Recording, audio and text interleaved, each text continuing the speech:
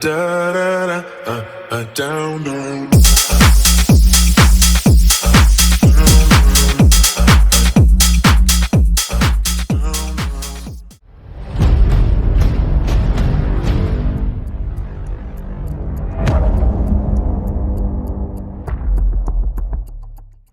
Assalamualaikum warahmatullahi wabarakatuh.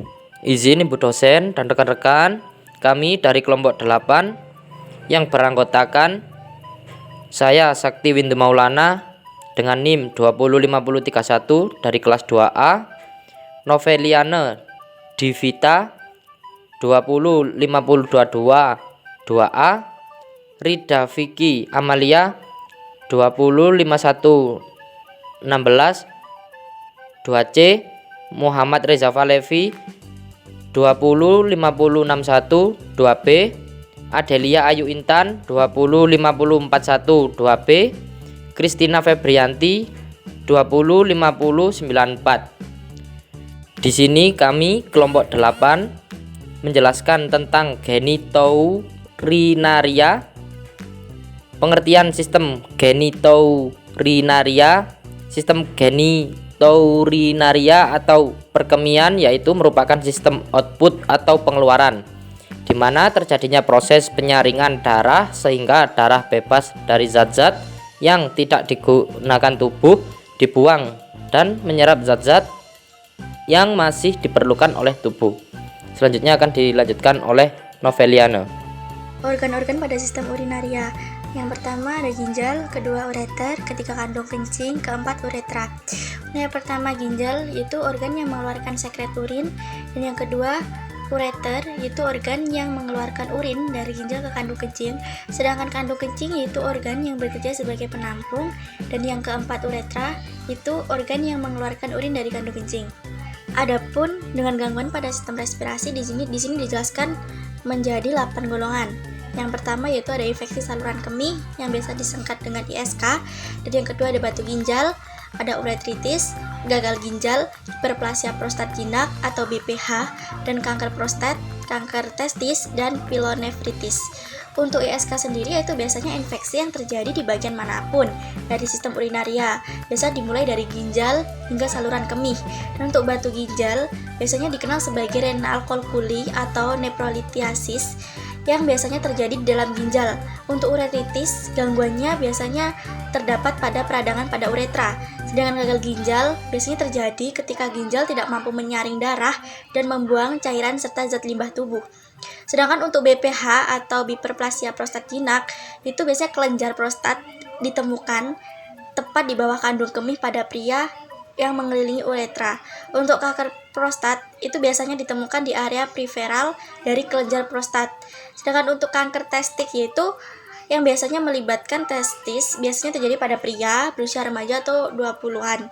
Untuk pilonefritis, gangguannya biasanya terjadi pada infeksi yang melibatkan ginjal. Etiologi ISK umumnya Escherichia coli dipengaruhi oleh faktor inang seperti umur, adanya komorbiditas, kerusakan korda spinalis atau kateterisasi. Nefrolithiasi, rendahnya volume urin karena pemasukan cairan yang rendah empati. Senyawa kimia yang dapat menjadi batu ginjal. Ada 4 golongan batu ginjal atau nefrolithiasis, yaitu yang pertama adalah batu kalsium sebanyak 75%.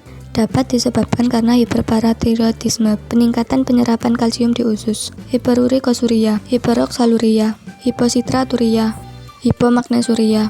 Yang kedua adalah batu struvit atau magnesium amonium fosfat sebanyak 15%. Disebabkan karena ISK kronik, karena bakterinya dapat mengubah urea menjadi amonia dan kemudian bila bergabung dengan fosfat dan magnesium akan mengkristal membentuk batu. Bakteri penyebabnya antara lain adalah Proteus sp, Pseudomonas sp, dan Klebsiella sp. Yang ketiga adalah batu asam urat sebanyak 6%. Faktor resiko diantaranya pH urin di bawah 5,5, makanan kaya purin seperti jeroan dan kacang-kacangan, serta keganasan karena terdapat tingginya pembelahan sel. Yang keempat adalah batu sistin sebanyak 2%. Terjadinya efek pada fungsi metabolik sehingga terjadi gangguan reabsorpsi senyawa sistin, ornitin, listin, dan ornithin di ginjal. Selanjutnya ada uteritis, adanya nyeri saat buang air kecil. Gejala yang timbul pada pria dan wanita berbeda. Gejala pada pria diantaranya bisa disebabkan karena Hematuria, penis mengeluarkan cairan kental berwarna kuning kehijauan. Rasa panas dan terbakar ketika buang air kecil. Penis terasa gatal, membengkak, dan nyeri ketika disentuh. Kelenjar getah bening di area selangkangan membengkak. Nyeri ketika melakukan hubungan seksual atau ejakulasi. Sedangkan gejala pada wanita diantaranya bisa disebabkan karena sakit perut, nyeri panggul, demam dan menggigil, disparunia, rasa terbakar, dan tidak nyaman ketika buang air kecil. Yang terakhir, keluar cairan dari vagina keputihan.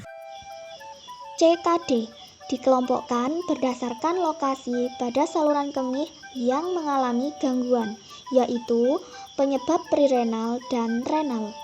Contoh penyebab prerenal yang dapat menimbulkan gagal ginjal antara lain adalah hipovolemia.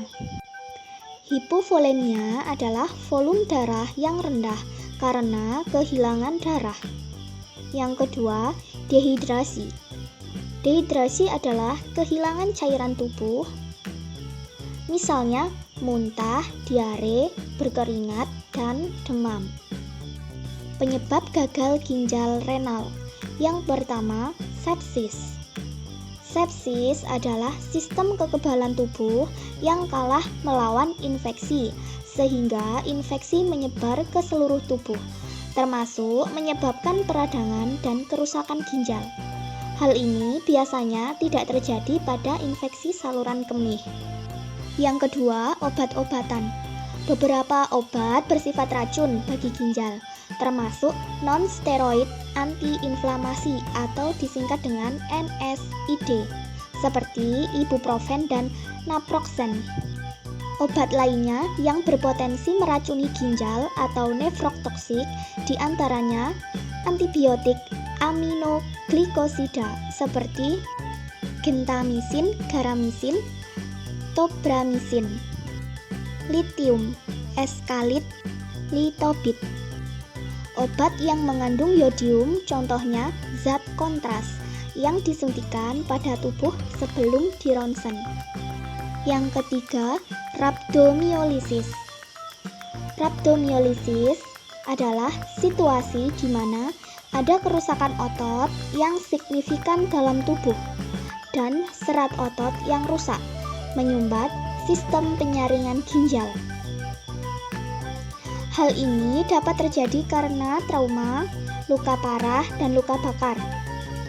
Beberapa obat yang digunakan untuk mengobati kolesterol tinggi dapat menyebabkan rhabdomyolysis. Yang keempat, glomerulonefritis akut. Glomerulonefritis akut atau peradangan pada glomeruli, sistem penyaringan ginjal.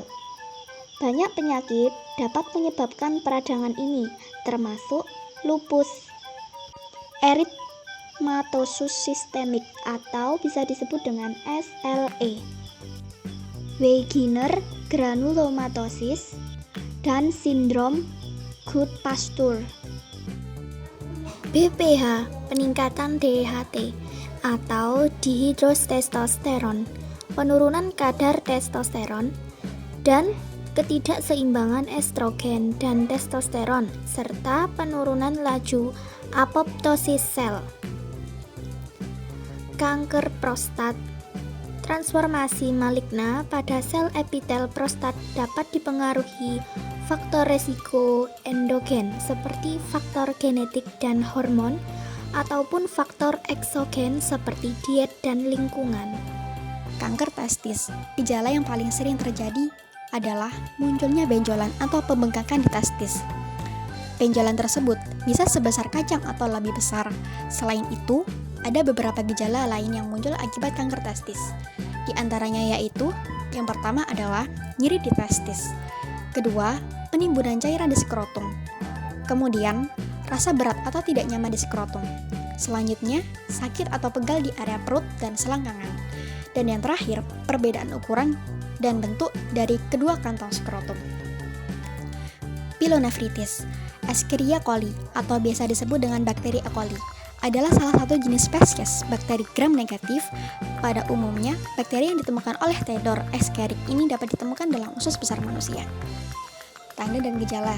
Yang pertama yaitu ada IS, ditandai dengan rasa sakit saat buang air kecil dan sering buang air kecil tapi urin yang dikeluarkan itu hanya sedikit dan warna urin keruh atau merah karena adanya darah. Yang kedua yaitu ada nefrolitiasis. Gejala berupa rasa nyeri yang disebut kolik ginjal. Rasa nyeri ini dapat berlangsung selama beberapa menit atau beberapa jam. Nyeri yang dapat muncul akibat batu ginjal antara lain yaitu yang pertama adalah nyeri tajam di bagian samping pinggang atau perut bagian bawah. Yang kedua nyeri yang menjalar ke perut bagian bawah sampai pangkal paha dan lain-lain. Yang ketiga ada uretritis, munculnya rasa sakit atau nyeri saat buang air kecil. Selain itu, beberapa gejala lain uretritis yang sering ditemukan adalah yang pertama yaitu perasaan sering buang air kecil. Yang kedua, sering merasa kesulitan saat buang air kecil. Dan yang ketiga, muncul rasa tidak nyaman berupa sensasi terbakar atau gatal yang saat buang air kecil. Pertama, CKD. Pertama, sedikit mengeluarkan urin saat berkemih. 2. Sering mengantuk dan cepat lelah. 3. Bengkak pada kaki atau tungkai yang biasanya disebabkan oleh penyakit beri-beri. 2. BPH. Gejala utama bening prostatik hiperplasia adalah gangguan saat buang air kecil yang biasa berupa urin sulit keluar di awal buang air kecil, perlunya mengejan saat buang air kecil. 3. Kanker prostat. Kanker prostat tidak menimbulkan gejala apapun pada tahap awal. Namun, ketika kanker makin memperbesar atau kelenjar prostat mengalami peradangan, penderita akan merasakan gejala berupa gangguan buang air kecil, misalnya susah buang air kecil atau buang air besar, ataupun air kecil secara kurang lancar, seperti itu. 4. Kanker testis. Pertama, benjolan atau bengkak di testis. 2. Nyeri di pada payudara. 3. Pubertas dini. 5. Pilonefritis. Gejalanya yaitu pilonefritis serta catatan seperti sakit pinggang dan demam. Terima kasih apabila ada salah kata maupun salah penyampaian dalam materi, kami mohon maaf, dan semoga materi yang dapat kami sampaikan bermanfaat bagi para penonton semua. Terima kasih. Wassalamualaikum warahmatullahi wabarakatuh.